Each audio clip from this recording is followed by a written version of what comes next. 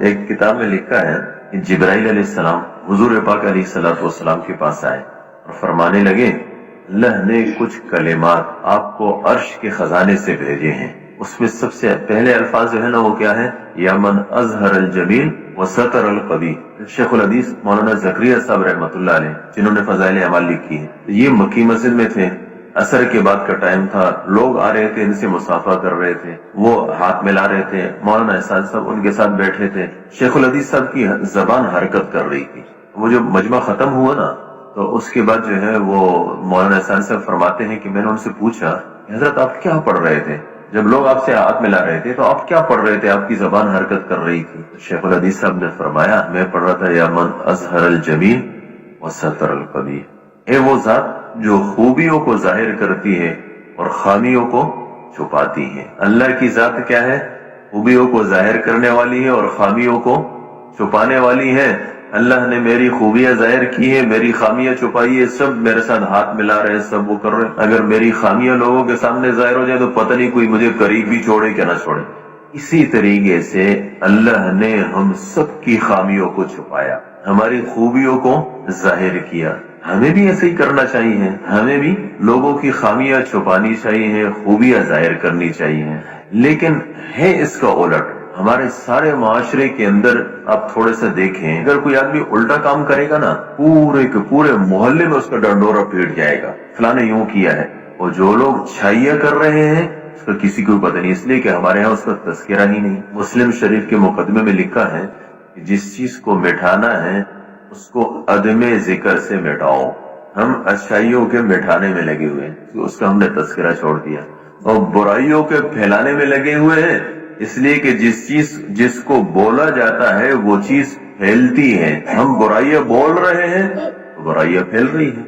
اللہ معاف کرے. اس وقت ہمارے معاشرے کے اندر کیا خیال ہے؟ اب جو ہے نا وہ خبریں اٹھا کے دیکھ لیں. مثال کے طور فلاں جگہ قتل ہوا، فلاں جگہ زنا ہوا، فلاں جگہ اتنے قتل ہوئے، فلاں جگہ اتنی چوری ہوئی، فلاں جگہ اتنے کرپشن ہوئے. اس سے ہماری خبریں بھری ہوئی ہیں، اس سے ہمارا معاشرہ بھی بھرا ہوا ہے، اس سے ہمارا تذکرہ بھی بھرا ہوا ہے. باہر ملکوں میں ہمارے ملک کے بارے میں جو تذکرہ ہوتا ہے وہ برائی کا ہی ہوتا ہے، اس لیے کہ یہاں سے جانے والی ساری کی ساری خبریں برائی کی ہیں. ایسا نہیں ہے. کیا ہمارے معاشرے کے اندر ایسے لوگ نہیں ہیں جنہوں نے ملازمت کی اور ابتدا سے لے کر انتہا تک نہ انہوں نے کرپشن کی؟ ایسے لوگ ہیں جنہوں نے اپنی جانوں پر کھیلا، لوگوں کی زندگیاں بچائی. اس کا کوئی تذکرہ نہیں. جس نے اپنی ساری نوکری صحیح کی اس کا کوئی تذکرہ نہیں. یعنی خوبیوں کا تذکرہ نہیں ہے، خامیوں کا تذکرہ ہے. اللہ کا حکم ہے وَلَا تَجَسَّسُوا. فرمایا دیکھو جاسوسی مت کرو. جاسوسی کسے کہتے ہیں؟ لوگوں کے عیب کے پیچھے پڑنا. یہ کیا کر رہا ہے؟ اس میں تو ہماری زندگی لگ رہی ہے. غیبت کیا ہے؟ غیبت یہی ہے نا کہ بھئی کسی کی برائیاں ہیں اور آپ وہ موجود نہیں اور ڈنڈورا پیٹ رہے ہیں. اور دوسری بات یہ ہے کہ بہت ساری غلطیاں ہوتی ہیں. یعنی ایسا نہیں ہوتا ہے کہ ہم کسی کی بات سنتے ہیں اور بغیر تحقیق کے آگے پہنچا دیتے ہیں. اس شخص کو حضور صلی اللہ علیہ وسلم نے کیا فرمایا؟ فرمایا کفا بالمرء کذبا ان یحدث بکل ما سمع. فرمایا انسان کے جھوٹا ہونے کے لیے اتنی بات کافی ہے کہ ہر سنی سنائی بات کو آگے پہنچائے. ہم کیا کہتے ہیں جی ہمیں تحقیق کی کیا ضرورت ہے؟ جب آپ کو، میں نہیں کہتا کہ آپ کو تحقیق کی ضرورت ہے، لیکن آپ کو آگے پہنچانے کی کیا ضرورت ہے؟ کس نے آپ کو کہا کہ آپ کے اوپر برائی سنو تو اس کا آگے پہنچانا آپ پر فرض ہے؟ نہ فرض ہے، نہ واجب ہے، نہ سنت ہے، نہ مستحب ہے. بلکہ ایسے شخص کو حضور صلی اللہ علیہ وسلم نے مکار دوست فرمایا اور اس سے پناہ مانگی ہے. اللہم انی اعوذ بک من خلیل ماکر. اللہ میں تیری پناہ مانگتا ہوں مکار دوست سے. کون ہے مکار دوست؟ فرمایا ان رأى حسنة دفنها. اگر نیکی دیکھتا ہے تو چھپاتا ہے. وَإِن رَأَى سَيِّئَةً أَفْشَاهَا. اور اگر برائی دیکھتا ہے پھر اس کا ڈنڈورا پیٹتا ہے. اس لیے میرے محترم دوستو، بھائی اور بزرگوں، ہمارے اسی معاشرے کے اندر ایسے لوگ ہیں اور ایسی نیکیاں کر رہے ہیں جس کا کوئی تصور بھی نہیں کر سکتا. لیکن آپ نے کبھی نہیں دیکھا ہوگا کہ اس کا کوئی تذکرہ ہوا ہو. ہم کیا کہتے ہیں؟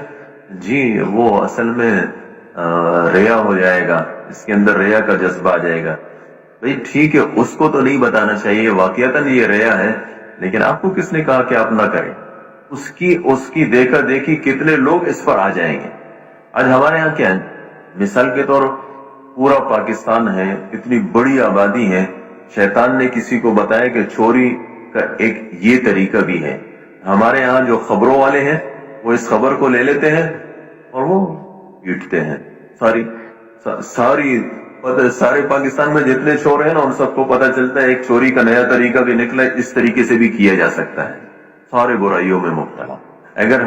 اگر ہم خوبیاں پھیلائیں گے، اگر ہم خوبیوں کا تذکرہ کریں گے تو پھر اس کے بعد خوبیاں پھیلے گی، ہمارا معاشرہ بنے گا.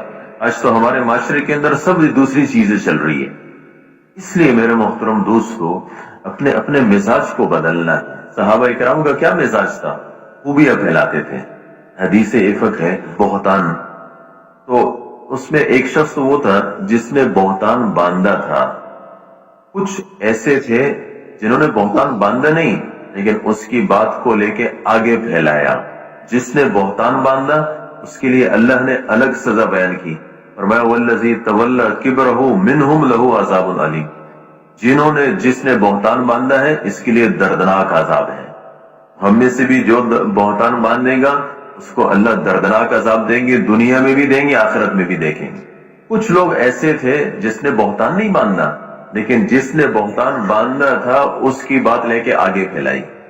اس کو اللہ نے فرمایا لِكُلِّ امْرِئٍ مِّنْهُمْ مَا اكْتَسَبَ مِنَ الْإِثْمِ. ان میں سے ہر ایک نے اپنے حصے کا گناہ کمایا. اس لیے میرے محترم دوستو، اپنے اخلاق بدلنے چاہیے. ہمیں اپنے ساتھیوں کی خوبیاں بیان کرنی چاہیے، اپنے ساتھیوں کو قریب کرنا چاہیے.